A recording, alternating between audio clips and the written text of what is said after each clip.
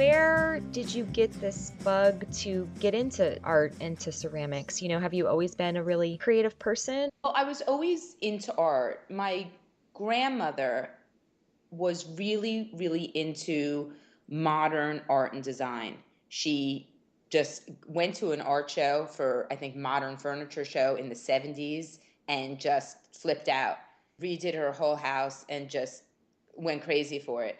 So we spent a lot of time with her, me, my brother, and sister. She would take us, we grew up in New Jersey, and she would take us, well, both my grandparents would take us to Soho on Sundays, where it was only galleries and some funky stores, and she would take us to the stores, and she had friends around there that worked in the stores, and she loved it so much that it was just hard not to love it with her. She was really into fashion, she was really into cooking, and all three of us are doing things, along that line. She had a friend by the name of Toshiko Takiezu who was a potter that she became friends with. And she had a lot of her stuff at her house, her pots and her bowls, and we always used her things. So I think at an early age, and I always knew these things meant something to her. It wasn't just the fact that she bought something nice. It was she knew the person, she felt connected to it, it meant something. So I always felt like being able to like hold something and touch something and use something and still feel like it's art and it's important, really was instilled at a very young age. What was that point where all of a sudden this was now like a real business career? Meeting Andrew, he was living in New York. I was living in Marin. I met him on a sales trip. I went in.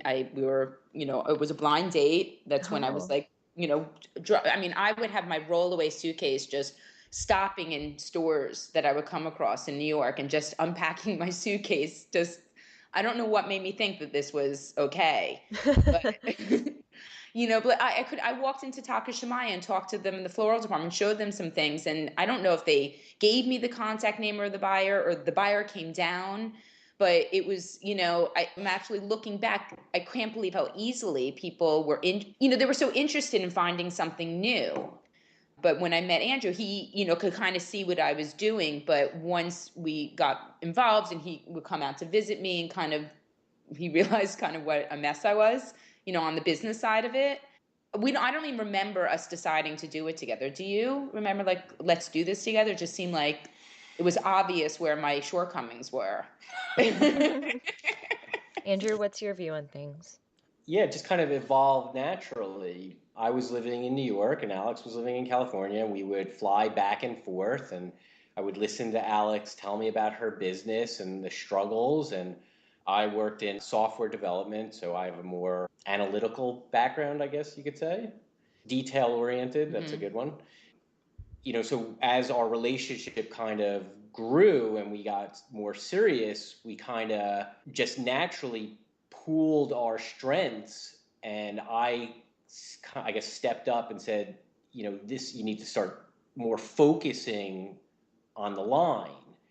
And it just slowly evolved from there. And after about 8 months of that, and we just looked at each other and said we could either continue running ourselves ragged and I'll work two jobs and we'll, really just have this niche business, or I could quit my job and we could go into business together and see where that takes us.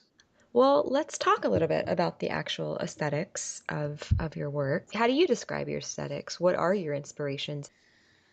I think fundamentally we feel like our line has to have like a unified aesthetic voice, that it's we always make sure that it all relates to each other, that even if we get an idea that's something totally different than what we do, we have to integrate it somehow. I mean, we definitely, our first and foremost is, like a subtle forms that we want to make sure, even if we make something that's more geometric or even, it still always has sort of that like irregularity and handmade quality to it. And that's partly because I don't really know how to make things precisely. I think I'm incredibly impatient, which, definitely feeds style. Obviously it causes some other problems, but I'm not like this exacting person. like when we want to come up with something different, it comes from so many different places. I can't say that like this is the basis of my inspiration. A lot of things come from a process.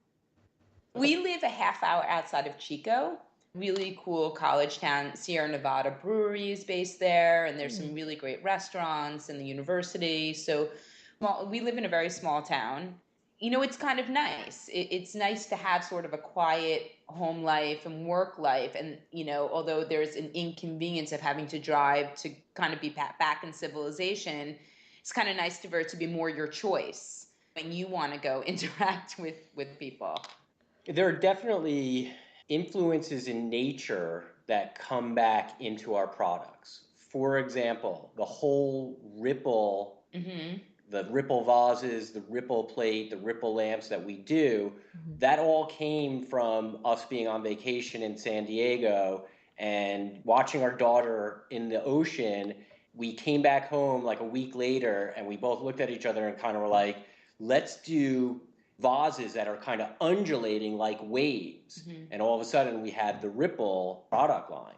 So it doesn't happen as matter of factly of, oh, like that tree, I'm now going to make a piece in the shape of the tree. It happens a little bit more subconsciously for us.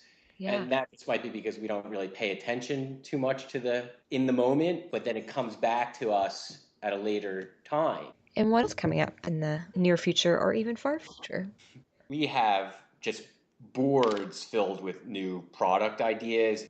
Yeah, we're working on some new glaze combinations. We're working on some new designs in our baby and kids line and expanding some of our holiday things. We're working on something that's like a little bit bigger than just expanding our existing the way we make things now. We're designing a whole new collection that has a slightly different aesthetic to it. We're in the process of developing a new dinnerware place setting that is going to be a very thin porcelain dinnerware that's going to be a high fire dinnerware so that it is strong but still thin.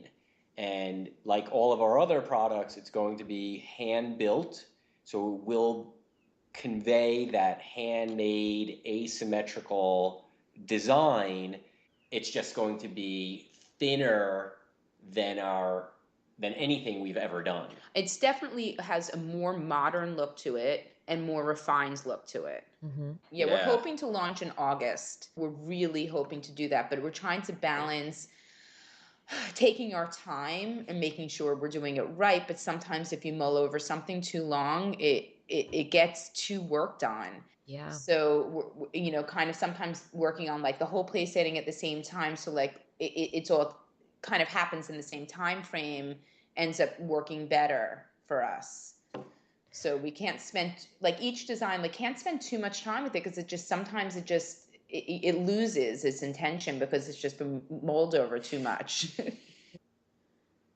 I think that we, are really satisfied in every part. It's not, not everything we do is creative. Not everything we do is business. We have such a big spectrum of tasks and roles with what we do. I mean, I feel very creatively satisfied with what we do. I never really got into this whole distinction between high art and low art and craft versus art and design versus art, like all those distinctions. I really was never that interested in.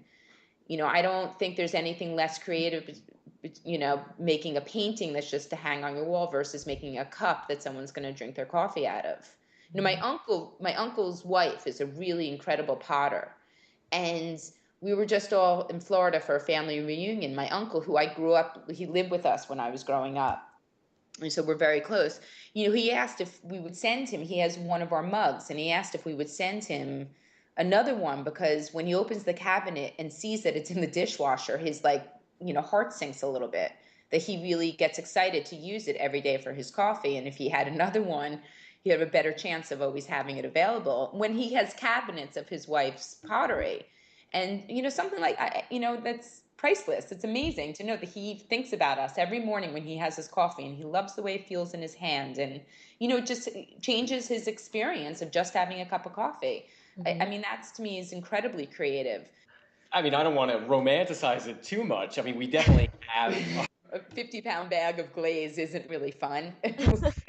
Yeah, I mean, there's a lot of, Grunt work. grunt work that we do, Hmm. but it's still, you have to look at the big picture. I mean, we Hmm. wake up every day feeling like we won the lottery, that this is what we get to do for a living. This is how we get to raise our child. This is what she gets to see. We have a 4-year-old daughter. She gets to wake up and see mommy's going to the studio to make ceramics. That's our livelihood. That's priceless to us.